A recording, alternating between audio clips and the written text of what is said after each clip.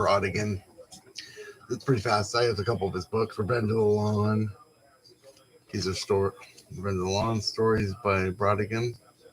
But and this is Trout Fishing in America. Probably his best well known. Probably sold 1 million copies.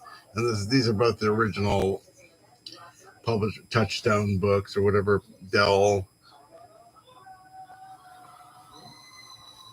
Richard Brautigan's book, Trout Fishing in America, is funny, funky, sweet, and valuable book that says about the joys and pain and wandering around the world. Herbert Gold. So yeah, I would have probably done them before, but I don't have any of his books of poetry. Oh, that's a good question. But Brautigan.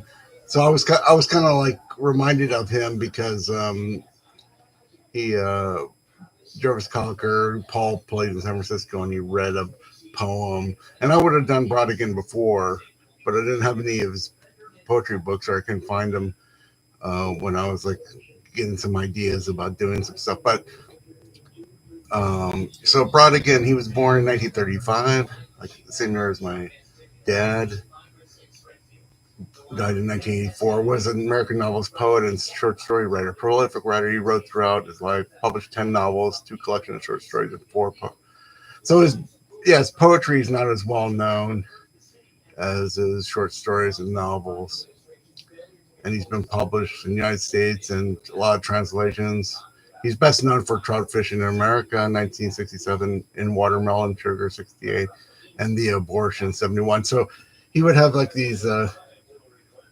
I think this is pretty much in Washington Square Park. So he lived in the same neighborhood I lived in. So in my poetry book, The Analog Body, there's a lot of references to Richard Brautigan because he was kind of like the neighborhood writer. I think there's a street named after him.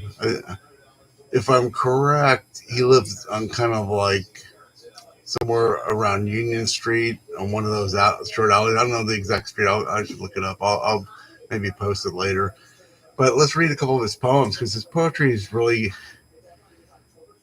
Especially some of my early poetry. I tried, especially words and things. I tried to read, shorten my poetry and make it very basic. And this was one of the influences that I saw. So, Rommel drives deep into Egypt, from a headline in the San Francisco Chronicle, 1942. And here's a poem. Rommel is dead. His army has joined the quicksand legions of history, where the battle is always a metal echo saluting a rusty shadow. His tanks are gone. How's your ass? Next poem. A 40-year-old burglar from San Diego. Next one is, have you ever had a witch bloom like a highway? Have you ever had a witch bloom like a highway on your mouth and turn your breathing to her fancy, like a little car with blue headlights passing forever in a dream? Memoirs of Jesse James. I remember all those thousands of hours that I spent in grade school watching the clock, waiting for recess or lunch to go home, waiting for anything but school. My teachers could have easily have ridden with Jesse James for all the time they stole from me. 15%. She tries to get things out of men that she can't get because she's not 15% prettier. Have you ever felt like a wounded cow? Have you ever felt like a wounded cow halfway between an oven and a pasture, walking in a trance towards a pregnant 17-year-old's housewife, 2-day old cookbook? Critical can opener. There is something wrong with this poem. Can you find it? Let's see what else. Everything. Almost every poem is like like one page. It's all like one page poems. So there's quite a number of poems in this book. So there's another favorite one. It's called 1891, 1944. And just because. Just because people love your mind doesn't mean they have to love your body too.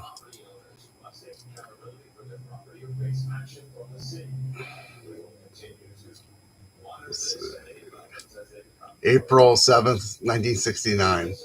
I feel so bad today that I want to write a poem. I don't care. Any poem. This poem. Okay, so how are we doing on time here? So, I don't know. Can you let's see? 5 minutes is pretty short. Oh, Dr. Sexy's back. Can you? Oh, wait a minute. Let me get to the next one. Okay, let's how about this one? Can you? Oh, great. I got to like this intro. So, hey, yeah. Hey, how do you. Dr. Sexy. Who the mysterious Dr. Sexy? I mean, who is this man? Can you hear that? Hear that music? I guess you can. I guess it's coming up in the thing.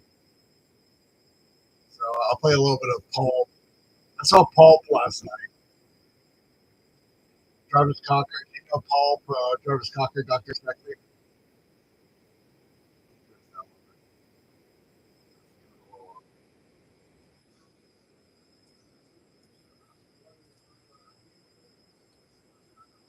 Yeah, Pulp. Yeah, yeah. They're playing. I'm in LA, so they played a couple nights at the Hollywood Palladium. Yeah, yeah. I know what you mean. Yeah, I kind of. So at a Pulp or an Oasis, who do you like?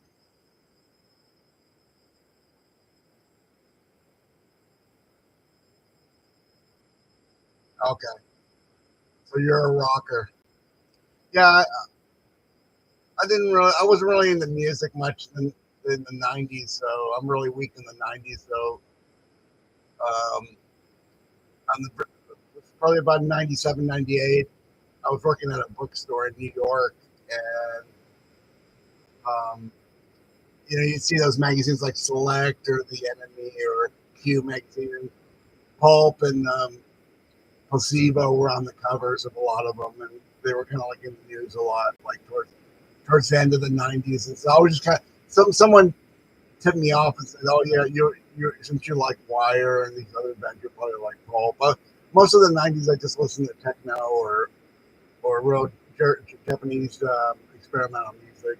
So I wasn't really into the usual '90s stuff.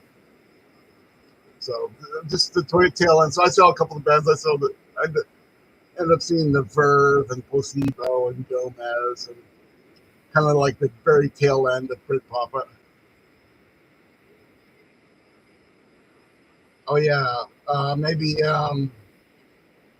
Brett Anderson of Suede, maybe, or Saint Etienne. I don't know. Who, that's my guess.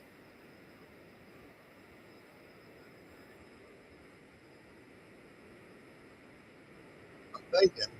Maybe it was Stone Roses. I don't know how. I don't remember. I didn't really notice Select till '75.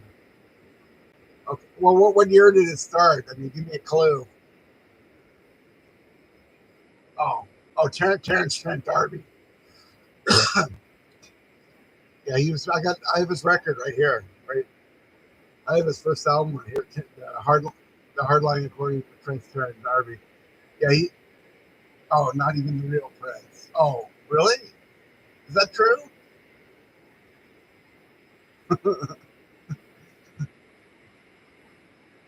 A Prince look-alike was on the first issue of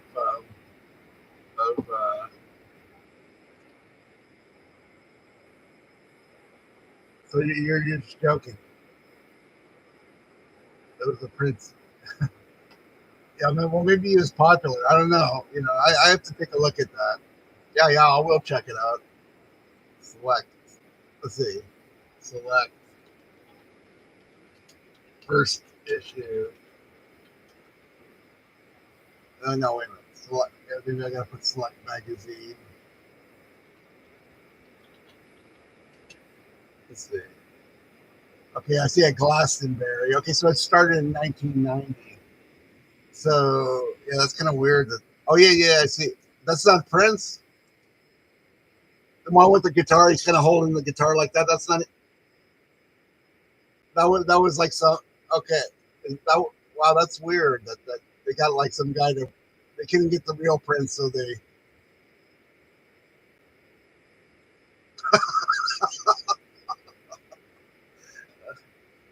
yeah. Well, that guy does look like Prince, so maybe, maybe they, I mean, why not put Lou Reed on the cover? Just, somebody, you can actually get. Yeah, I work for magazines. That's kind of weird that they, just put a good looking girl or something. Yeah, select. Yeah, I probably. Yeah, I didn't not select till maybe like mid '90s. But that's pretty funny. Hey, that's like, yeah, yeah. You stumped me. Like, I didn't know that about select. I didn't know. I mean, it was around that long. But when you're starting a magazine, sometimes the first year is a little dodgy, with the covers and stuff. Yeah, Word mag. I remember that. No, I didn't. I didn't subscribe to any of these. Um, yeah, I had no subscription. Maybe Spin magazine because I had some association with it. But no, I worked at a bookstore and newsstand, so I would just like, you could just like take old issues or unsold issues. Yeah, but I don't know that one. Yeah, to me, it was more like Select, Q, Mojo, Enemy. There was a couple of American ones. Magnet magazine. I remember. I remember. I do remember Word. Yeah, Vox. Was that why they call it Vox? Like Vox guitars or Vox voice? Oh, okay. Yeah, I think back in those days, I think you could have like 10 or 20 music magazines. I don't think you could do that today. Because it just needs so much. It just costs so much money. And there's very few in America, at least. There's very few people that print magazines anymore. Yeah. Well, what was Select like? I don't know. I just think. Originally there was like Enemy, Melody Maker, The Face, ID, Smash Hits and stuff, and I don't know. Yes, Select seemed like be more like Smash Hits a little bit because they were kind of a little sensationalist or something. So okay, well let's put a halt on Brautigan. You are okay.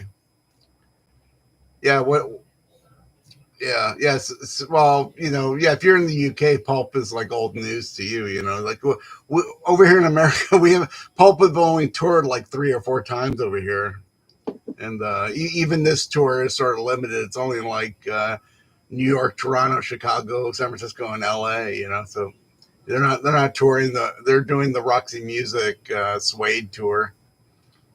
Yeah. So anyway, check out Richard Brautigan. He's pretty cool. I recommend him highly, especially in his poetry, especially. Okay, Dr. Sexy. Contact me anytime. I gotta get going, or I'm gonna start. I might start another one. We'll see. Okay.